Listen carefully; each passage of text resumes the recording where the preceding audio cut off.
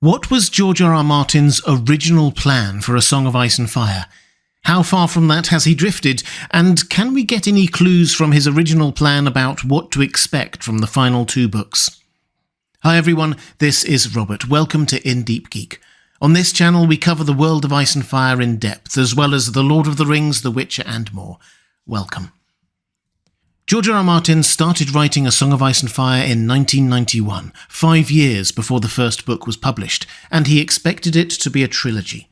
It has obviously expanded a lot since then into 5 published books, a couple of which were widely published in 2 volumes, plus 2 more probably very large books to come.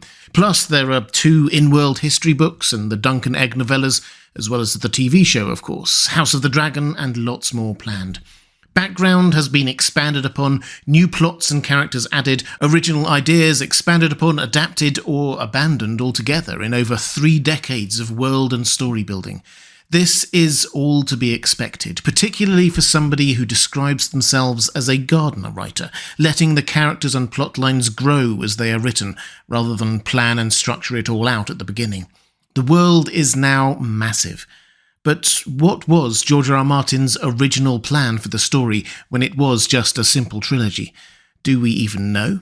Well, rather wonderfully, we do. Back in 2015, HarperCollins, the publisher of A Song of Ice and Fire, tweeted out a letter that George R. R. Martin wrote to his agent in 1993, setting out his plans for a high fantasy epic trilogy called A Song of Ice and Fire, and enclosing the first 13 chapters of Book 1, A Game of Thrones. So what does it say? Well, although many people have pointed out the clear differences, some of which are very glaring, we'll come on to them in a moment, when comparing his plans to what he put down on paper in the end, it's probably worth noting first that the overall structure and narrative approach are very similar to what we see now. He has not changed his mind on that. He says in that letter that he intends his story to be a complex mosaic of intercutting points of view among various of my large and diverse cast of players. The cast will not always remain the same. Old characters will die and new ones will be introduced. Some of the fatalities will include sympathetic viewpoint characters. I want the reader to feel that no one is ever completely safe, not even the characters who seem to be the heroes. The suspense always ratchets up a notch when you know that any character can die at any time. So, a mosaic of intercutting points of view. That has definitely been the case. Thus far there have been 24 different main POV characters, plus a further 7 in prologues and epilogues. And as for his promise to kill off sympathetic characters, introduce new characters, and leave us unsure exactly who the heroes are, well, George R. R. Martin has definitely done all those things. And we should note that he has stuck to the original book titles he was planning as well. He's had to add in a few extra book titles as the series has expanded, but A Game of Thrones, A Dance with Dragons and The Winds of Winter have all survived, which probably underlines once more how, despite all the changes, his overall concept of where the story was going has remained roughly the same. Even in this letter, he said that he has strong notions of where it is headed. We'll talk about the implications of that in a moment, because let's get on to those changes I've mentioned a few times. In the letter, George R. R. Martin sets out Ned Stark's story, which, other than a few details, is pretty much how it ended up, but after that the changes come thick and fast. In the original plan, Sansa does marry Joffrey, for example, has a child with him, and chooses her loyalty to her new family over her old, though apparently she will come to regret this. Robb dies in battle rather than at the Red Wedding, though he does manage to maim Joffrey in war first. Tyrion then removes Joffrey from power, and Joffrey is succeeded on the Iron Throne by Jaime, who here seems quite a Machiavellian social climber. We're told that he becomes king by the simple expedient of killing everyone ahead of him in the line of succession, and blaming his brother Tyrion for the murders. Presumably this is some time after Tyrion burns Winterfell to the ground. Yes, he does that here rather than Ramsay. He then goes into exile, changes sides, and falls in love with Arya. I told you there were some quite big changes. Coming back to Winterfell being burned, Cat, Bran and Arya escape, first to the Wall, where Arya falls in love with Jon. Yes, there was going to be a love triangle going on here with Jon, Arya and Tyrion. Bran and Jon fall out. Cat, Arya and Bran go north of the wall, where Cat is killed by the others. Bran still has his magic, Jon still rises to become Lord Commander of the Night's Watch, and Arya still has her sword Needle. But still, these are small consistencies in a sea of huge changes. Across the narrow sea, Dany's overall arc seems to stay roughly the same, but here it is she who kills Khal Drogo in revenge for Drogo killing her brother Viserys. Then she goes on the run, pursued by Drogo's blood riders. She stumbles across a cache of dragon eggs rather than be given them early on, hatches one, and starts planning her invasion of Westeros with the Dothraki. So, although the names have stayed the same, many of the characters and storylines have taken very different turns. Although some are jarring, seriously, a love triangle between Jon, Arya and Tyrion, the fact that things have changed should not surprise us. George R. R. Martin has always insisted that he is a gardener writer, in his words, letting the story tell itself as he writes it, following the characters and plots wherever they may go. And he reiterates that here. So we absolutely shouldn't be surprised that this original outline is different to what emerged. He told us it would be. But had he stuck to this plan, we would never have had Arya's time with the Faceless Men, the Red Wedding, the dragons hatching in Khal Drogo's funeral pyre, or 1,000 other timeless moments. Personally, I'm glad he did make those changes. But as fun as the changes are, what I find most fascinating in this original plan are the confirmations of where George R. R. Martin's mind was when he wrote that letter.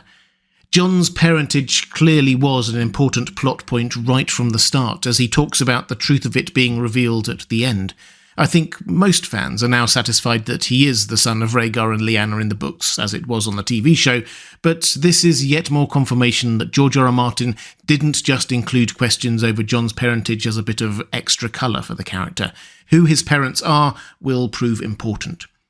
Even more intriguing is the fact that the Daenerys we read about in this letter is not the sympathetic character that emerged in the final version of Book 1. Here she is described as fierce and vengeful, murdering her own husband.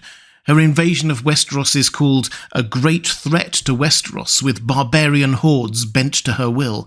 There's not a word about liberating slaves or a justified claim to the throne.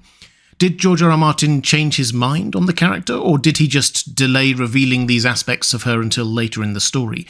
We'll have to wait to see.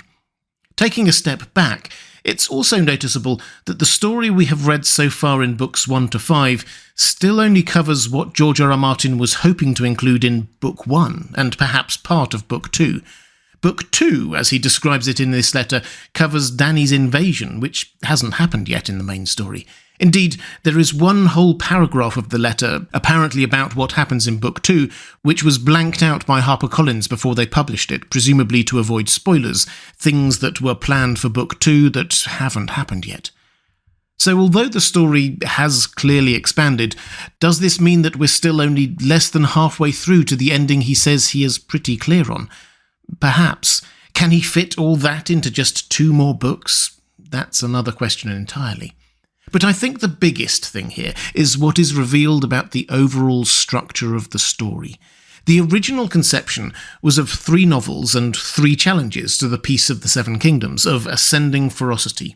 The Stark-Lannister Civil War in Book 1, Dany and the Dothraki's invasion in Book 2, and the others moving south in Book 3.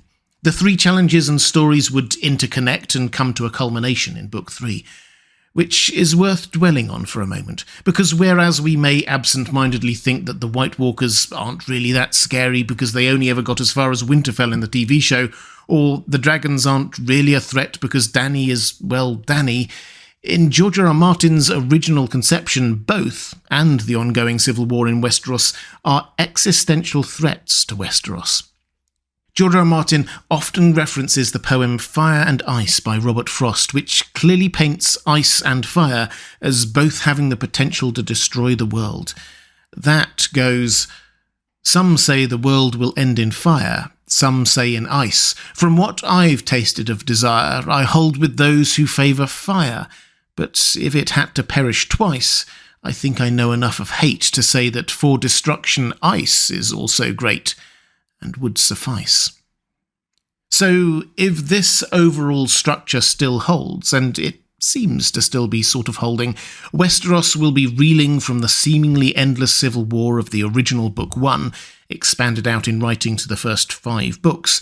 Then will come the dragons and the Dothraki hordes screaming across the continent in Book 2 of the original plan, and presumably Book 6 or 7 of what we now have. And then finally will come the others, with icy death eclipsing both in the final book or books. And through all this, George R. R. Martin envisages 5 central characters making it through the whole story. Feel free to pause the video for a moment and guess who they may be, because again, this seems to be something in which George R. R. Martin seems to be sticking to his original plan. Certainly most fans are working on the assumption that all 5 will make it through based on what they've read so far, and those 5 are Dany, Tyrion, Jon, Arya, and Bran. Incidentally, if you want to hear me reading out the entire letter from George R. R. Martin, I've done that exclusively for my patrons. There's a link to my Patreon coming up at the end of the video, and it's in the description. So, some big changes to the story, but also quite a few things George R. R. Martin has stuck with for 3 decades of writing, which is probably what we should expect. He does know the broad outline of how this story will end, but also he isn't finishing the story off from a pre-decided plan. It's still a living thing for him, and there will be more unexpected twists and turns along the way. For me, the biggest takeaway from this original plan for A Song of Ice and Fire is that George R. R. Martin is not working from a plan. The story will continue towards the hazy ending in George's mind wherever the characters and situations take him. And that is definitely not what he imagined 30 years ago, and it's also not what we might imagine now. Whenever the Winds of Winter finally arrives, it will contain a lot of surprises for even the most dedicated of fans, because George R. R. Martin himself allows the story to surprise him as he writes it. If you'd like to see more A Song of Ice and Fire videos like this one, please click on the link appearing on the left of your screen now.